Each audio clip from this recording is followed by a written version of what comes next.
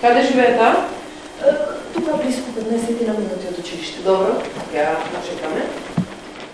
Да правевме избор само од театарски представи, таа ќе го освоеше првото место. А вака, со разновидни успешни настани од културата што ја одбележаа 2025 година, представата Гидионовиот јазол на Драмски театар, работена по текстот на Джона Адамс во режија на Драгана Милошевски-Попова, го освои третото место.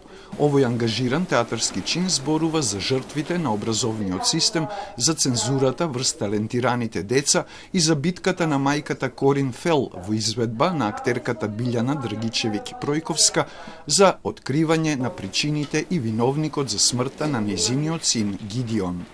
Квалитетно направена беше улогата на наставничката Хедер, што ја толкуваше младата Ања Митик, а Драгичевиќ-Пројковска за улогата на мајката освои награда за високо акторско постигнување на годинашниот фестивал на камерен театар Ристо Шишков. И зачнуваме една тема која ја оставаме со отворена врата. Што значи тоа? Дека решение нема, дека можеме ние да го приближиме она што се случува во општеството пред се и во училиштата и меѓутоа решението сепак останува зад отворени врати, тоест дека секој треба да види каде е неговата грешка.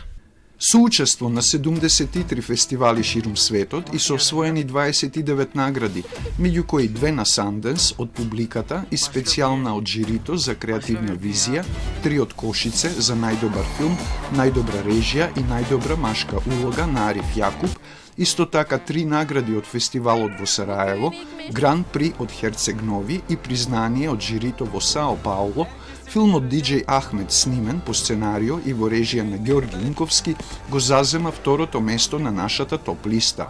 Тој зборува за растењето во традиционална средина, чии очекувања го отежнуваат животот на младите при искусувањето на првата љубов. Темата ме пронајде мене, мислам дека е доста актуелна тема на светско ниво. Во Македонија дури можда малку повеќе очигледно да кажам, уште повеќе во јуручките села, каде што има една транзиција помеѓу генерации.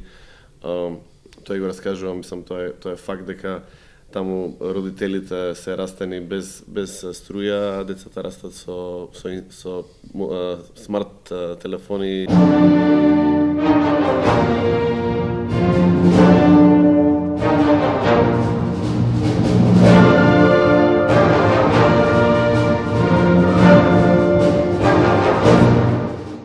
Започнаа со македонска парафраза број 2 од Бете Илин, продолжија со тешкото од Глигор Смокварски, па со 5 македонски народни песни во аранжмани за симфониски оркестар од Сони Петровски, во чија изведба како солисти настапија Ана и Игор Дурловски, а завршија со симфонијата број 8, опус 88 од Антонин Дворжак. Ова беше програмата со која Македонската филхармонија под диригентство на Јерухам Шаровски ја освои публиката во Златната сала на Музикверајн во Виена на крајот на октомври. Според реакциите, публиката особено ја плени изведбата на тешкото, кое беше изведено и на бис, и номерата Назад Калино моме. Стоечките овации на крајот од концертот се потврда за успешниот историски настап на нашата филхармонија и затоа тој го доби заслуженото прво место. Приемот на публиката. Искрено не очекував, мислев дека ќе биде поладно, ама со такво топло срце не примеа и нас уште повеќе не потикна, некако таков имаше хемија на концертот помеѓу нас и публика, што завршивме со тешкото, завршивме со тапани и завршивме во таква ефорија. И се веселиме на 2026 поради возбудата што ќе ни ја донесат многу нови настани и креации.